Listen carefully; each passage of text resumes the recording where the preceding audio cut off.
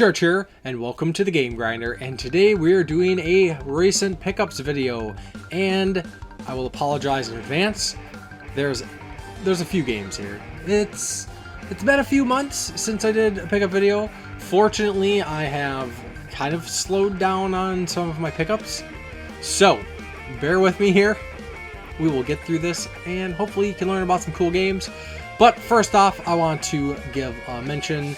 You notice my background changed a little bit, so there has been a massive scale down of the Shantae collection for various reasons, but I didn't plan to get rid of everything, so I'm keeping some very choice things in my Shantae collection. I'm still kind of working out the layout, and as I'm, once I do these pickups, I can like integrate some of this stuff into my collection, because usually I have like a new pickup shelf that I do, and then once I do the video, then I put all that stuff away, put it on my game list and whatnot. But yeah, so Shantae collection has been scaled down, no longer pursuing the world record. It actually got denied, as they said it wasn't large enough for basically arbitrary reasons. They said they threw out a specific number, and it's like, what does that number even mean? When actually, like, the Silent Hill world record collection is only like 300 items or 350 items or something. I wasn't that far with the Shantae stuff, but I don't know, it's weird, whatever. That was one of the many reasons why I decided to tone down the collection. But with that said, I have picked up a couple Shantae things that will be making it into the collection. So first up here is the Shantae, original Shantae. This is Shantae for the Game Boy Color. This is the collector's edition. Limited Run Games actually did a reproduction of the Game Boy cartridge, and so I picked up the collector's edition. Not really doing an unboxing video for this, kind of a little smaller trinkets, soundtrack, and things like that. But if you would be interested in knowing more about this game, I actually did a review of this some years ago. Review is pretty rough around the edges. This is one of my earlier videos, but the content there itself is still valid, so I'd recommend checking it out, because this is a pretty cool game.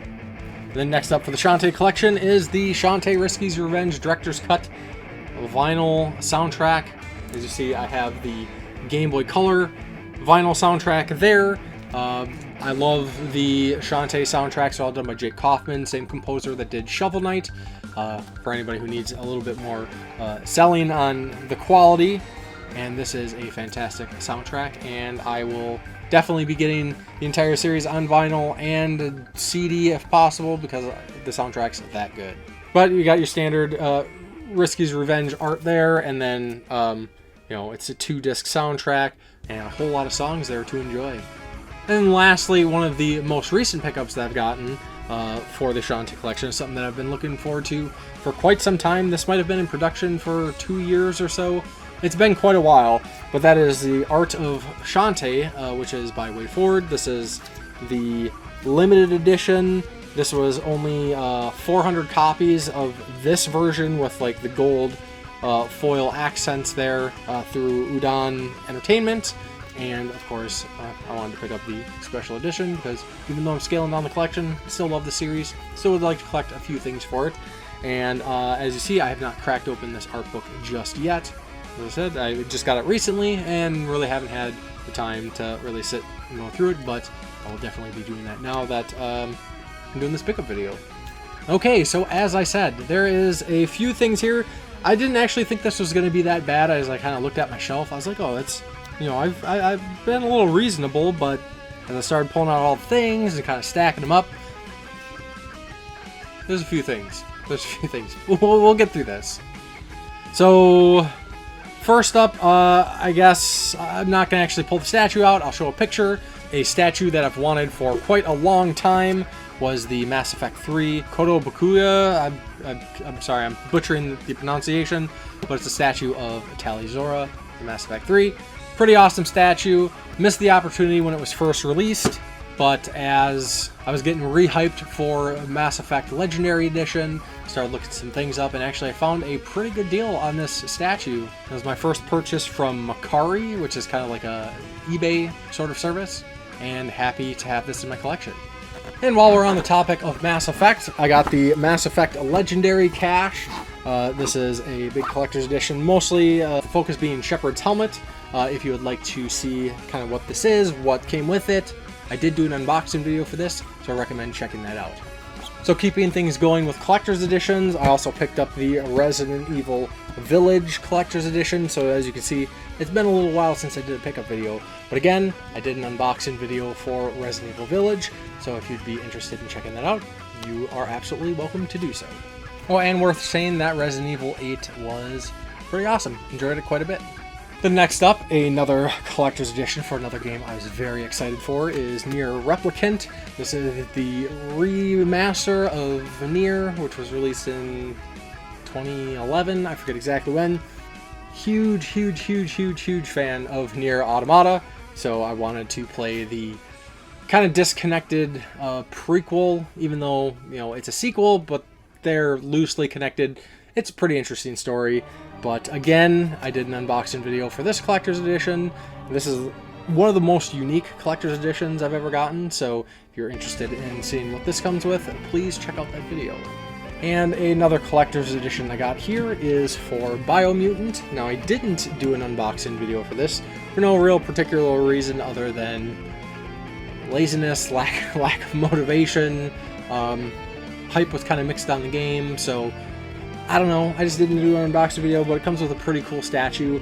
I have completed the game, and I will say it's a pretty decent game. It's not great, it's not bad by any means. It's kind of more of a little more sandboxy of an open world game. I mean, my best comparison would be like Breath of the Wild meets Fallout meets Ghost of Tsushima. Breath of the Wild for really the sandbox open world aspect. Fallout for the scavenging, going through buildings, looking for parts, and then Ghost of Tsushima because this has like kind of like an Asian kind of flavor to it. It's not a super long game, but I enjoyed it enough. You know, I'd say check out the trailers, kind of see if it's something that you're interested in. I think you'll have a good time, but you kind of got to be in that mood for kind of the really like I said, sandbox kind of here you go open world, although it does have a main quest line and stuff like that. It's just not a very story heavy, or, you know, story is like the motivating factor. It's kind of light, but it's a cool game. Then lastly, for collector's editions, is the Tales of Arise collector's edition, and hopefully by the time this video is up, I will have done the unboxing and upload the video for this. It's a pretty cool looking collector's edition. Haven't played the game yet. It's on the back burner. It's one of the next games I intend to play. Pretty excited for this one. Tales of Arise kind of finally jumping, or the Tales of series jumping kind of to the next gen, you know, really stepping up the graphics and things like that, even though, you know, it's not about the graphics, but good graphics are pretty cool. So again, if you're interested in seeing what this comes with, definitely check out the unboxing video. So, not a ton of retro here, but there is some retro. So let's start out with that. I think it might have been my last pickup video. Maybe it wasn't.Maybe I should be showing it in this pickup video, but whatever. And now, for some reason, I can't remember the subtitle of it. But anyways, the creator of Earthworm Jim, a couple years ago, had made a graphic novel covering the main story of Earthworm Jim, and then he expanded on that with a sequel graphic novel. Both of them were Kickstarters. Both of them I backed. Both of them really cool products. And receiving the second one kind of got me this like little Earthworm Jim kick there for a little bit. I had, you know, Earthworm Jim 1 and 2 on the Super Nintendo, but I wanted to get the whole series, so I did just that. So even though it's not a good game by any means, I picked up Earthworm Jim on the 64, Earthworm Jim 3D, you know, that weird awkward transition to 3D games. It's in a little rough shape, but, you know, is what it is. For the Game Boy, I picked up Earthworm Jim Menace to the Galaxy. Don't really know anything about this one. I didn't even know there was an Earthworm Jim game. I thought it was maybe just a port of maybe the Super Nintendo Genesis game or something, but don't really know much about this, but just kind of picked it up to round out the collection and got a pretty good deal. And because, like I said, I've always really enjoyed the Earthworm Jim games. Yeah, they're stupid difficult, but something about the characters and the humor, everything about Earthworm Jim I really enjoyed. And if you were, you know, a person of possibly around my age, in the early 90s, there was actually an Earthworm Jim cartoon, and I decided to pick up the Earthworm Jim complete series on DVD. And it's not, by any means, it's not a great cartoon. It's pretty dumb. I haven't actually rewatched this since I picked this up, but it is on the back burner of things that I intend to watch. But it was just, goofy Earthworm Jim cartoon. And then lastly, for the Earthworm Jim stuff, I actually picked this up thanks to Mike Tendo. You might know him for the channel Dongled. He does the series Dude, You Haven't Played This Game, among other videos, but he had posted that he had picked up this action figure for a really good price. And sure enough, I went on eBay, got a really good price on it, so I picked up Princess What's-Her-Name, which is kind of the romance love interest for Earthworm Jim. And, here's a 25-year-old action figure, new in box, really clean. There's actually a whole bunch of these on eBay. There's some other characters, but for some reason there is an abundance of Princess What's-Her-Name. So I decided to pick that up, because why not? And then the only other retro thing I picked up for this pickup video is something pretty unique. I didn't even really know this was a thing. There's a conversation some time ago with Tesseract Unfolded, and he had mentioned that this was actually on DVD, and I was like, what? And I immediately went out and bought it. Found a pretty good deal on this. But this is Time Traveler. This is based on the hit Sega arcade game, and this is PlayStation 2 compatible, which basically means it'll just play on the PlayStation 2. But this is a DVD, an interactive DVD of this old arcade game that was actually like a holographic arcade game. It had a little dome. Very, very basic. Not a great game. It's all like quick time events sort of thing. But I thought this was pretty awesome that this was on DVD. Like I said, I had no idea. And this actually comes with I got the 3D glasses and all the inserts and everything with this. So I thought that was pretty neat. If you aren't familiar with Time Traveler or some of these other like hologram games, definitely recommend looking them up and kind of seeing what that was about, because that was a pretty neat little experiment in gaming, particularly arcades, late 80s, I want to say, maybe early 90s, but I'm pretty sure these were out by the time the 90s rolled around. But yeah, that's kind of cool. Alright, so I think for the next batch of things here, we'll look at some Kickstarter-backed sort of games, and I got some pretty cool stuff there. So first up here is Battle Axe, and this is the Badge Edition. This is a action arcade game, kind of inspired by like Gauntlet meets kind of Golden Axe. The big focus on this was the pixel artist in particular. He's kind of renowned for some of the things he's worked on. Like I said, I was a backer for this game. Unfortunately, they don't do like a credits thing, but somewhere in the game, randomly generated are these NPCs that you can save to get points, and they have the names of the backers. In my playthrough, I did not find my name, which is kind of a bummer. I really hope it's in there. So if anybody has checked this out, if you know me in real life, let me know if you see me, because that would be pretty cool. But yeah, so the Badge Edition comes with the game, comes with some enamel aluminum badges, or whatever they are. They're badges or pins. I don't really care about pins, honestly. I also got a little sticker set. Not a sticker person myself. And then it also came with a soundtrack, and the soundtrack's actually pretty good for this game. Definitely worth mentioning that Manami Matsume did the soundtrack for this. She's mostly well known for the older Mega Man games. Fantastic composer, great soundtrack, pretty cool game.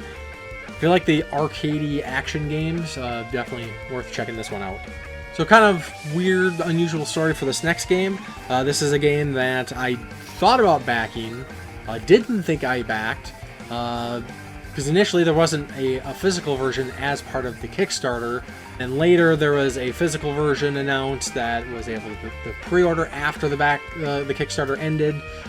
Tark's Gauntlet actually did a review for this game, and they weren't great. It's kind of a very basic game. It had some like frame rate issues and some technical issues like that, so I decided to not pre-order the game. And then a couple months later, a copy of this showed up on my doorstep, and that is Sense, a Cyberpunk Ghost Story. Basically, this is a independently made visual novel sort of game with some very light gameplay elements. I must have backed this on BackerKit or something, because it was just the Switch version. I don't even remember there being a PlayStation 4 version, but yeah, so I guess I decided to do a BackerKit, completely forgot about it. Who knows? But maybe at this point some of those technical glitches have been worked out, and you know, I'll check out the game. At first it looked kind of interesting, kind of, you know, kind of a unique concept and idea. I don't know. Don't want to hype the game up too much because, like I said, the initial reviews weren't that great. But we'll see. We'll find out for myself. And it actually came with a few other extra things, a couple of little stickers, and then kind of like an art card, postcard of the main character there. So that, yeah, that's a thing. Now next, this is going to be a little awkward, but I'll just kind of show this off. Street Fighter is the miniature board game. This is actually a board game created by Angry Joe, YouTuber. I'm not really an Angry Joe fan myself. Nothing against the guy, but I've never really been a follower, but I thought this game looked really cool. Not going to talk too much about it. Definitely go and check this game out. It's pretty cool. It's a board game with Street Fighter characters as figures, kind of like amiibos. A little bit of kind of what you're getting with on the back there. I don't know how well this is going to show up on the camera, but quite the Kickstarter. It was it's kind of expensive board game, being what it is. You know, that's to be expected, but the back rewards were pretty dang impressive. So you got the base game, then also got the boss expansion, which adds M. Bison and Akuma and more cards and more stuff. But then on top of that, which is really cool, was the actual stretch goals. And the stretch goals was a whole bunch of more playable characters with their cards, so they can be integrated into the game. And just for the sake of kind of showing you what this all comes with, hopefully this kind of shows up on camera. Maybe it might be a little too reflective there, but a whole bunch of more characters for the game, and some pretty cool stuff. And that's just one layer. There's actually 2 layers here. So I guess if you're a fan of Street Fighter and you're a fan of board games, I would recommend checking this out. I haven't had a chance to play this with my board game group yet. Of course, you know, pandemic and all that stuff kind of put a kibosh on a lot of our game nights, but we're starting to get that going again. So I'm hoping one of these game nights soon I can convince my friends to check out this game with me. Alright, so we got a few more stacks here. So let's go ahead and just jump and run through these. So let's start off with the limited run pickups, because of course I always order limited run games. Not all limited run games, just the ones I'm super interested in. But with all the limited run games that I've picked up over the years, of course they always come with the trading cards, and I have a trading card binder somewhere. It's over there. There's full to the brim of limited run trading cards. It's actually full, so I had to order a second card binder. So I picked up another limited run card binder. The original one I have is silver lettering. This is gold. Not that it really matters, but yeah, pick that up. So first up here for limited run, we have To the Moon on the Switch, along with its art card, and this is a highly acclaimed story-heavy RPG. I don't really know how like RPG-ish it is. It might just be a story. All I have heard about this game is glowing reviews. People say it's heartbreakingly tragic, it's super sad, but it's really good. So I want to pick that up because, you know, when I hear that much praise about a game, I'm super interested. So yeah, definitely check it out. The next up here for the Switch is Panzer Paladin, and this is another really awesome looking retro platformer game. Not a Metroidvania, I believe, but again, heard pretty great things about this. Thought it looked really cool. I hoped for a physical release, and sure enough, you know, I gotta say thanks Limited Run for, you know, doing physical releases for these games that would otherwise just be digital. And with that, I believe this was the art card that came with it. Not that it really matters, but then it also came with the option to order like a trading card pack of characters. So just for the heck of it, I ordered a little extra pack of trading cards. So then next up is a pretty cool looking VR game called Paper Beasts that I haven't had a chance to get to yet. As you can see, it comes with a trading card, and this is kind of a pretty unique experience. This is less, it's a video game as it's interactive, but this is more of an experience, kind of like a visual sort of journey. I believe this is made from the same guy who made Out of This World and Flashback, or one of those games or something. Might have been another world, Out of This World, whatever. Pretty sure it's the same guy. This is nothing like those games. Like I said, it's just kind of more of like a visual experience. Heard pretty cool things. Decided to pick that up. Next up is a game that I had previously picked up for a PC. I got the Founders Edition when they made this, but Iron Fury. Like I said, I picked up a big box PC version of this game. This is essentially a new game made in the build engine, which was the same engine used for Duke Nukem. And this is a actually really awesome first-person shooter, super retro styled. What's funny about it is the game is only like 50 megabytes, I believe, if I remember that correctly, from the original install when I played the PC version. But, you know, I wanted to pick up a console version because why not? So, Iron Fury. If you dig retro first-person shooter games, Doom, Duke Nukem, whatever, this is a game you definitely want to check out. Really cool, a lot of variety, lots of voice acting, and John St. John actually voices the bad guy in this game, and Shelley Bombshell is a pretty badass protagonist, so definitely recommend it. And then next up we got Fatal Fury Battle Archives Volume 2, and along with its trading card. I've always been a big fan of the Fatal Fury games. Honestly, I probably played more Fatal Fury than Street Fighter. I don't know, whatever, but, you know, I just like them. This comes with Fatal Fury, Real Bout, Fatal Fury Special, and Real Bout 2 Newcomers, Fatal Fury 2. So basically, it's, you know, the original Fatal Fury releases. I mean, who are we kidding? Mai Shiranui. That's all I gotta say. Fatal Fury, cool stuff, if you like retro fighting games. Then next up, we got Complex. This is another FMV game, although I don't know if we can say FMV games, where these are basically interactive movies with live actors done on, you know, full film and everything. Heard some pretty cool things about this one. Comes with the art card. If you notice anything about this character, she is one of the actors from Letterkenny, which is pretty cool to see, you know, a character from a show I know in a game like this. But I've heard good things, just haven't had a chance to get to it, so looking forward to that one. And then the next two games are no strangers to my channel. I've reviewed one of these, did some unboxings and stuff, but this is Hotline Miami and Hotline Miami 2, wrong number. These are actually special reserve releases that, I think I actually got these from Special Reserve.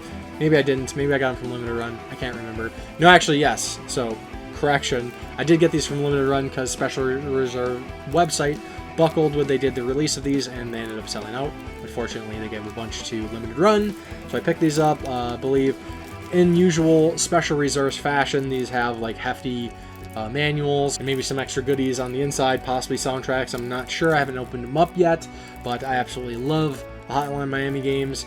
If you haven't played these, I highly recommend it. Not just for the gameplay, soundtrack, amazing, beyond. Perturbator, Jasper Byrne, Moon, like all these other awesome synthwave artists. But the story of these games are bonkers, absolutely bonkers. And actually, one of the earliest videos I did was a review for Hotline Miami 2. So definitely recommend checking that out. Again, the review is pretty rough around the edges. My delivery, not great, but the content within, I think, is still worth checking out. So yeah, Hotline Miami games, absolutely love these. I actually did like an unboxing of like a special vinyl that they did for Hotline Miami 1, and then there was a unique kind of like I guess PC collector's edition from a short-lived company. I think it was I can't remember the name of it, but I did an unboxing for that. So if you're interested in checking it out, you can go on my channel, look up Hotline Miami, and you'll find that stuff there.